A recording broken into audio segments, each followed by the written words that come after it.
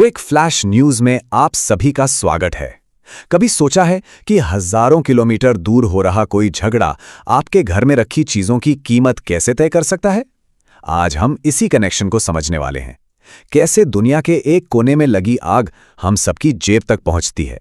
Middle east में तनाव इस वक्त एक ऐसे मोड़ पर है जहां दुनिया के बड़े बड़े नेता और एक्सपर्ट्स सीधे तौर पर एक वर्ल्ड वॉर की चेतावनी दे रहे हैं। यह सिर्फ एक हेडलाइन नहीं है, ये एक ऐसी सच्चाई है जो हम सबको अपनी चपेट में ले सकती है। सुनने में ये बात शायद थोड़ी अजीब लगे, है ना, कि एक दूर देश की लड़ाई से आपके साबुन की कीमत का क्या लेना देना। लेकिन यकीन मानिए, जब हम घटनाओं की कड़ियों को एक एक कर जोड़ते हैं तो ये कनेक्शन एकदम साफ नजर आता है। तो चलिए इस पूरी चेन को शुरू से समझते हैं। तो देखिए, इस पूरी पड़ताल में हम सबसे पहले चलेंगे उस जगह जहां ये सारा तनाव शुरू हुआ। फिर देखेंगे कि इसकी आर्थिक लहरें पूरी दुनिया में कैसे फैलीं, भारत के घरों पर इसका क्या असर पड़ा, ये गुस्सा सड़कों पर कैसे दिखा और आखिर में सरकार ने इस पर क्या कदम उठाए। तो कहानी शुरू होती है मिडिल ईस्ट से। जगह है हॉर्मुज स्ट्रेट, दुनिया के सबसे जरूरी समुद्री रास्तों में से एक। यहां अमेरिका, ईरान और उनके साथी देश आमने सामने हैं। अब जरा सोचिए, दुनिया का 1/3 समुद्री तेल का व्यापार यहीं से होता है। तो यहां तनाव का मतलब है पूरी दुनिया की सप्लाई चेन पर तनाव। इस एक तस्वीर में ही दुनिया की बड़ी ताकतों का टकराव बिल्कुल साफ दिखता है। एक तरफ ईरान की धमकियां हैं तो दूसरी तरफ अमेरिका और यूरोप की मिलिट्री एक्शन की चेतावनी। इसी बीच चीन अपने टैंकर निकाल रहा है और भारत जैसे देश अपने व्यापार की सुरक्षा को लेकर परेशान है। मतलब हर किसी के अपने अपने हित दांव पर लगे हैं। और देखिए, ऐसा राजनीतिक संकट कभी एक जगह पर रुका नहीं रहता।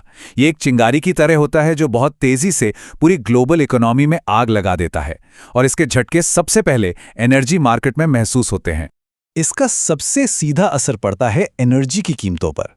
जब समुद्री रास्ते सेफ नहीं होते तो तेल और गैस लाने ले जाने का खर्च और रिस्क दोनों ही बढ़ जाते हैं। एक्सपर्ट्स का तो ये भी मानना है कि अगर ये टेंशन बनी रही तो पेट्रोल, डीजल और गैस की ये बढ़ी हुई कीमतें सालों तक रह सकती हैं। वर्ल्ड बैंक ने एक और बहुत गंभीर चेतावनी दी है। ये संकट खासतौर पर विकासशील देशों में बेरोजगारी को और भी बढ़ा सकता है, जहां पहले से ही 1.25 अरब युवा नौकरी ढूंढ रहे हैं और नौकरियां हैं सिर्फ 40 करोड़। आर्थिक मंदी का मतलब है ये गैप और भी ज्यादा बढ़ जाएगा।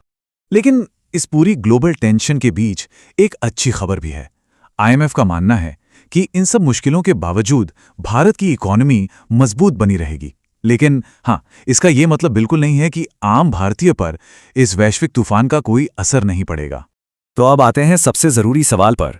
ये जो सारा अंतर्राष्ट्रीय ड्रामा चल रहा है, ये हम भारतीयों की जेब पर असल में कितना असर डालता है? चलिए देखते हैं।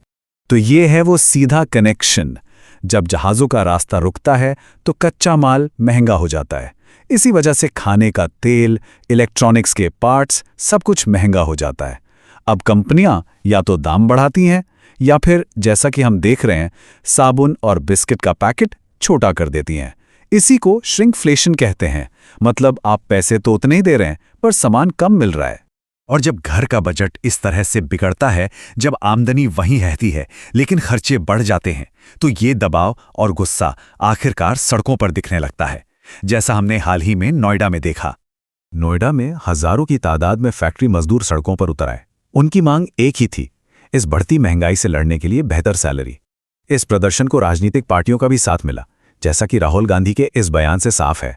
ये विरोध किसी हवाई बात पर नहीं था, उनकी मांग बिल्कुल साफ थी।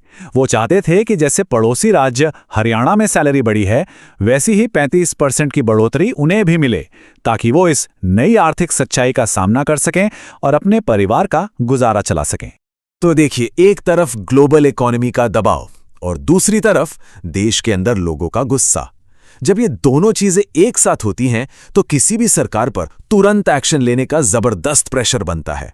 और सरकार ने कई लेवल्स पर एक्शन लिया भी। नोएडा के विरोध प्रदर्शन के बाद यूपी में मजदूरों की सैलरी 21% बढ़ाई गई। इकोनॉमी को सपोर्ट देने के लिए स्टार्टअप्स को 10,000 करोड़ का फंड दिया गया। साथ ही दिल्ली देहरादून एक्सप्रेसवे जैसे बड़े प्रोजेक्ट्स और पंजाब में महिलाओं के लिए मासिक मदद जैसी सामाजिक योजनाएं भी शुरू की गई। तो हॉर्मुज स्ट्रेट में एक जहाज के फंसने से लेकर नोएडा में एक मजदूर की सैलरी बढ़ने तक घटनाओं की ये पूरी चेन हमें एक बात साफ तौर पर सिखाती है। आज की इस कनेक्टेड दुनिया में कोई भी खबर सिर्फ लोकल नहीं होती। एक जगह की लहरें हर किनारे तक पहुंचती हैं, चाहे वो किनारा हजारों मील दूर ही क्यों ना हो। इस पूरी पड़ताल को ध्यान से देखने के लिए आप सभी का बहुत बहुत शुक्रिया। क्विक फ्लैश न्यूज़ पर हमारी कोशिश यही रहती है कि हम मुश्किल खबरों के पीछे की कड़ियों को जोड़कर उन्हें आसान भाषा में आप तक पहुंचा सकें। अगर आपको हमारा ये काम पसंद आया तो प्लीज़ चैनल को सब्सक्राइब करके हमें सपोर्ट करें।